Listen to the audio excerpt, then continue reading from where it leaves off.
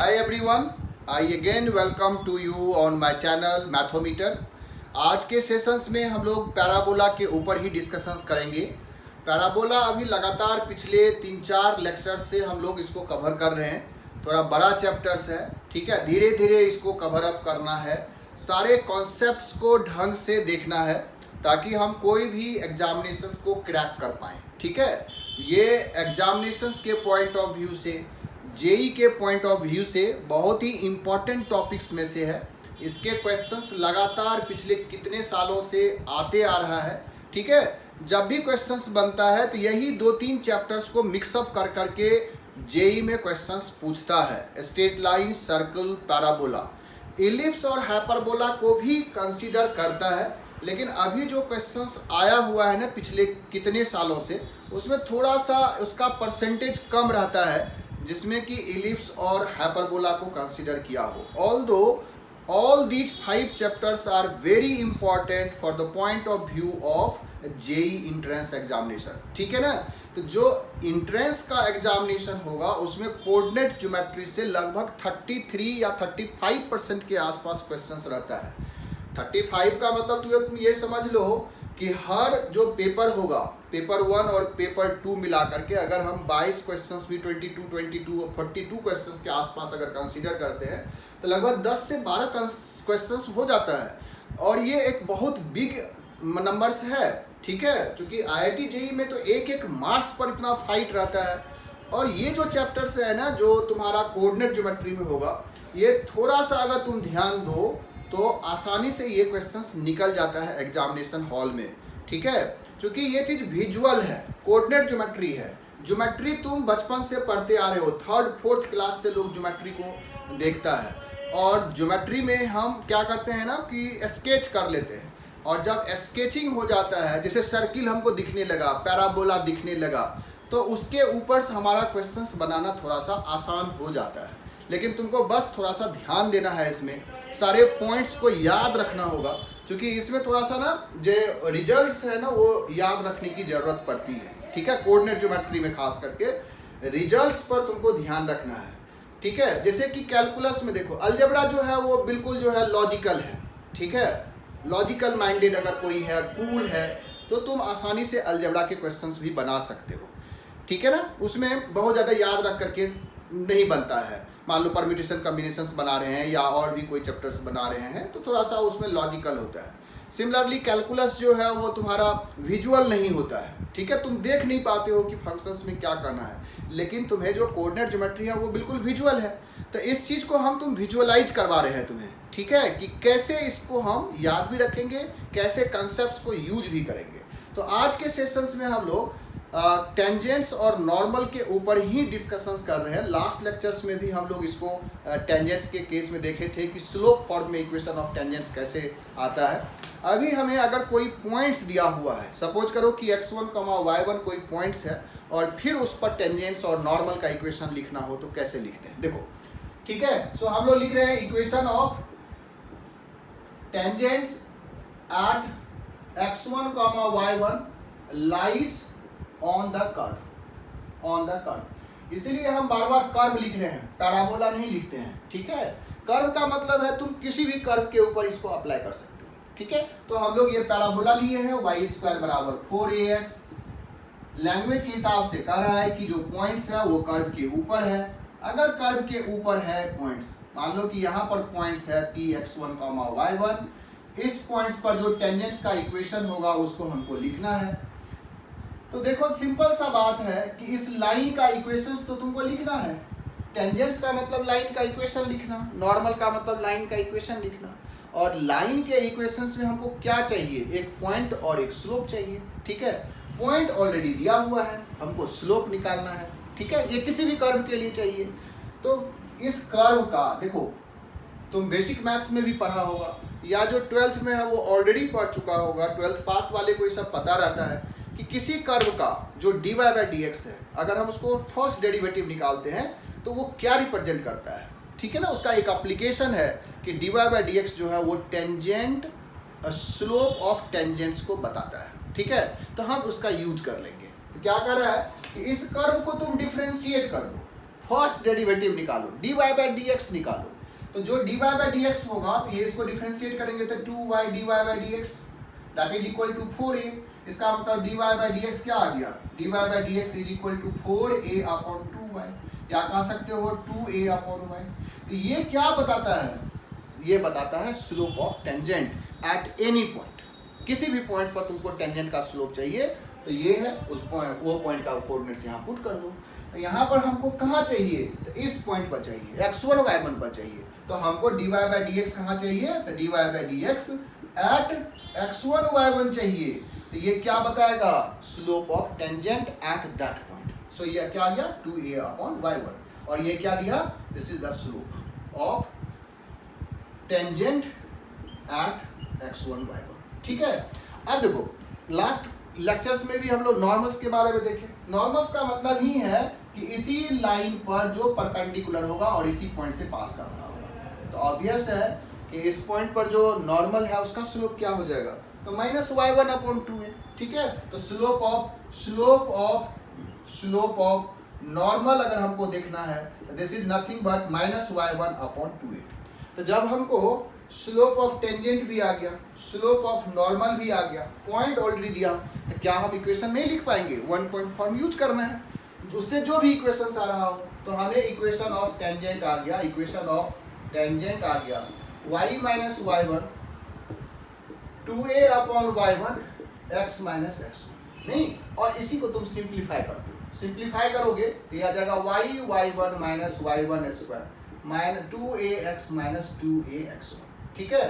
तो यहाँ देखो कि y1 स्क्वायर जो है, चूंकि ये x1 y1 इस कर्व पर है, तो हम अभी जो लास्ट लेक्चर्स में देखे थे y1 स्क्वायर 4ax1 के बराबर हो जाएगा। नहीं, तो यहाँ से अगर हम पुट कर दें तो ये y1 4ax1 that is 2ax minus 2ax1, इसको इधर शिफ्ट कर दो तो y1 2ax प्लस 2ax1, इसको और भी सिंप्लीफाई करो, 2a कॉमन ले लो, x प्लस x1, इसको और थोड़ा सा सिंप्लीफाई करके हम इस तरह से लिख सकते हैं। ठीक है। अब ऐसा लिखने का मेरा पर्पस यही है कि जो equation of tangent at particular points होता है, अब ये याद रखना है। तो उसमें याद होगा कि इस पॉइंट्स पर टेंजेंट का इक्वेशन लिखने के लिए y स्क्वायर को रिप्लेस कर दो y1 से, और x की जगह पर x प्लस x1 बाई 2 लिख दो, वही इक्वेशन आया है। ठीक है, इसीलिए इस फॉर्म में लाए। तुम यहाँ से भी सिंप्लीफाई कर सकते हो। सो ये अब याद रखने का तरीका है, इसको हम t बराबर 0 से रिप्रेजेंट करते हैं। याद आ गया, जो हम सर्कल्स में भी रिप्रेजेंट किए थे, ये किसी भी कर्व के लिए ट्रू है। सर्कल्स में भी बताए थे कि अगर पॉइंट्स दिया हुआ हो और उस पॉइंट्स पर टेंजेंट का इक्वेशन, सिर्फ टेंजेंट का, तो हमें क्या करना है, y स्क्वायर को y1 से, x स्क्वायर है तो x1 से, x की जगह पर x plus x1 by 2, y की जगह पर y प्लस y1 बाई 2, और x इंटू वाई का भी टर्म्स है xy1 प्लस yx1 बाई 2। ठीक है, ले देख लेना जो सर्किल का लेक्चर्स है उसमें हम लोग इसको बताए हैं, डिस्कस किए हैं। तो t बराबर 0 हम लिखेंगे। t बराबर 0 का मतलब है कि टेंजेंट का equation when points on the curve. ठीक है, तो ये इक्वेशन आ गया। सिमिलरली अगर हमको नॉर्मल का इक्वेशन लिखना हो तो इक्वेशन ऑफ नॉर्मल हम लोग लिख सकते हैं। इक्वेशन ऑफ नॉर्मल ये आ गया y माइनस y1 बराबर minus y1 upon 2a x minus x। ठीक है, इसके लिए कोई याद करने की जरूरत नहीं है, टेंजेंट्स का याद रखना है। नॉर्मल के लिए तो हमको स्लोप पता है, पॉइंट्स पता है, इक्वेशन लिखना है। सो इस तरह से हम इक्वेशन ऑफ टेंजेंट और इक्वेशन ऑफ नॉर्मल्स की बात करते हैं। ठीक है, अब इसी में तुम देखो कि थोड़ा सा अगर इस पॉइंट्स को हम लोग पैरामेट्रिक कर दें, नहीं, अगर हमको पैरामेट्रिक इक्वेशंस दे दे, मतलब x1 y1 की जगह पर हम अगर at स्क्वायर 280 ले लें, at स्क्वायर 280, तो तुमको सिंपल थोड़ा चेंज करना है। अगर हम टेंजेंट्स के टर्म्स में देखेंगे, स्लोप के टर्म्स में, तो y1 की जगह पर 280 आ गया, तो 2a upon 280 that is 1 upon t, ये टेंजेंट का स्लोप हो गया। नॉर्मल्स के टर्म्स में देखेंगे तो y1 280, तो माइनस 280 बाय 2a कैंसिल होकर के t आ गया। इक्वेशंस में भी इस तरह से चेंज हो जाएगा। देखो इक्वेशंस कैसे चेंज हुआ, तो यहाँ पर हम लोग इसका इक्वेशंस लिख रहे हैं। ठीक है, ये सब चीज तुम इस पैराबोला के लिए याद रख सकते हो।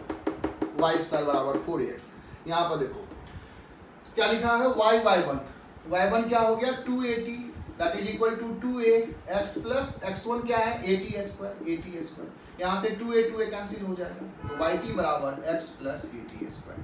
ये टेंजेंट का इक्वेशन है at this point 80 square to 80, किस पैराबोला पर, y स्क्वायर बराबर 4x पैराबोला। ठीक है ना, याद रहेगा yt बराबर x प्लस 80 स्क्वायर, ये सब याद रखना है। जो बोलते हैं याद रखना तो उसको याद रखना। yt बराबर x plus 80 square is the tangent to the parabola y square बराबर 4x at the point 80 square to 80। ठीक है ना। उसी तरह से अगर हम नॉर्मल्स के बारे में बात करते हैं तो नॉर्मल्स का इक्वेशन अभी हम लोग यहाँ से देख ही लिए, स्लोप भी देख लिए, यहाँ से यूज कर लेते हैं। इक्वेशन ऑफ नॉर्मल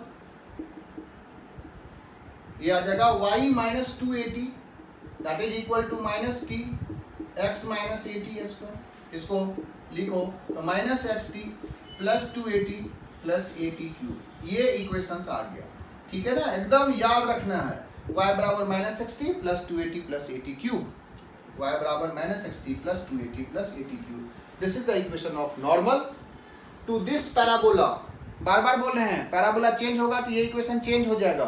ठीक है, इक्वेशन ऐसा नहीं रहेगा, इक्वेशन में चेंजेज आएगा। एक्स स्क्वायर बराबर, तुम इसको ना घर पे अपने से प्रैक्टिस करके पैराबोला एक्स स्क्वायर बराबर 4ay लेना, जैसा जैसा तुमको बताए हैं स्टेप्स, वो सारे स्टेप्स को कवर करना, देखना रिजल्ट्स कैसे चेंज होता है। ठीक है, ये सब अपने से करोगे तो आसानी से तुम्हें समझ में भी आएगा और क्वेश्चंस भी बनाने में आसान होगा। तुमको लगेगा कि हाँ चेंज होने से इक्वेशन चेंज होता है।